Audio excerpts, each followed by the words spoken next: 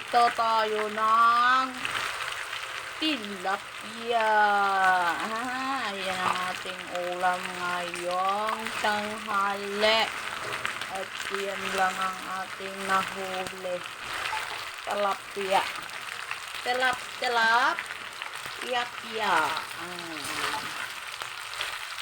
Ito lang natin at masarap ang pinereto ng tilapia. Rumikit pa. Ito pang maging kambal. Oy, naghiwalay kayo. Ito dyan. Maya, kasi pabaliktad lang natin ito yata. Bilis ko minsan yung apo yung lakas.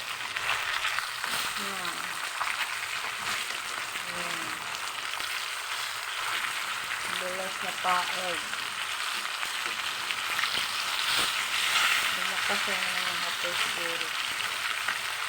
Yan ang ating ulam ngayon. Tapos, sausaw natin sa tuyo mansi. Pag walang tuyo mansi, dahil malang kalamansi din ngayon. Hindi ko alam kung meron pang kalamansi. Sausaw na lang natin sa tuyo suka. Kada na yan. Kasi tuyo suka, ay meron talaga yan. Diyan na wala. Doon natin, hilaw kong gilid.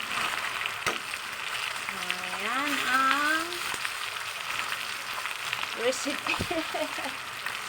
Recipe ito ni Lisa ngayon. Gabugal-bugal yung galuto eh. Ayan. Pwede na ba yan? Hilaw-hilaw kayo pagdala. Pag malakas ang ating apoy, hilaw ang niloto. Mamadala at nagutom na ang nagluluto. Ang oras na ba ngayon? Ayan. Kung nagustuhan nyo ang niluto ni Lisa ngayon or video niya, pa-like and share na ng comment. Thank you for watching.